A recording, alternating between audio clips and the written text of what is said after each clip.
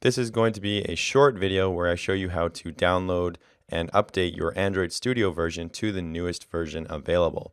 This is going to be very short. I just want to make it since I need to upgrade my Android Studio, so I thought I would record a video since I'm doing it anyway. So all you need to do is you go up to File, go to Settings, and you're going to see this big settings window pop up here. You want to go to Appearance and Behavior. You want to expand that. Go to System Settings, expand that, and you'll find Updates right here. So you can see that I have, let's see, where is it? I have version 3.3, and the newest version is 3.4 currently, so I can update. So I'm going to click Check Now to find the update, and there it's telling me now that I can update it. So I'm going to click Update and Restart, and the update will begin downloading. So now I'm going to pause the video and I'm going to come back once it's finished or moved on to the next step. You might get this dialog popping up showing some conflicts that were detected. If there is any detected, you're just going to want to click Proceed, and Android Studio or JetBrains will fix all of those conflicts for you. Once it's finished downloading, another dialog will pop up looking for the previous configuration file for your Android Studio. So these are all of your settings that you've made in the past. This is the location of my configuration file, so I'm just going to select previous version and click OK. If you have previous configuration files for Android Studio that were not being used, this dialog will pop up and you can select the directories and delete them. I'm going to select None and click Delete Directories. Now that should be all there is to updating your Android Studio. As you can see now I'm running version 3.4 and before I was running version 3.3.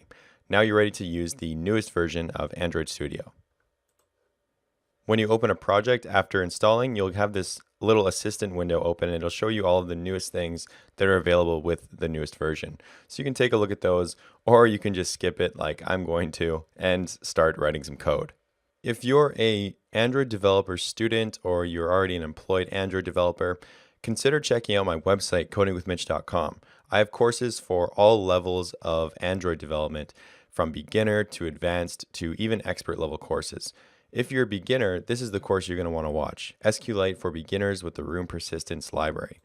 This course is designed for beginners. It's going to teach you all kinds of fundamental skills right from installing Java, installing Android Studio, using recycler views, using lists, creating custom objects, using the Room Persistence Library to interact with the local SQlite database on the phone, all kinds of really fundamental skills, and it's free. So if you have ever thought about starting with Android development, well, obviously you are because you're installing Android Studio.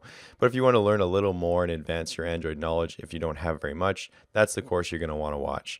If you're looking for more advanced courses, I have courses on things like Dagger, RxJava, Kotlin, building a local database cache, and interacting with a REST API. You'll learn skills like how to make HTTP requests using Retrofit, SQlite, MVVM architecture, the Room Persistence Library, and of course how to interact with the REST API. If none of those look interesting to you, there's more. There's how to build an audio streaming application, how to build an application that tracks the GPS coordinates of its users, all kinds of really cool courses that are very high quality.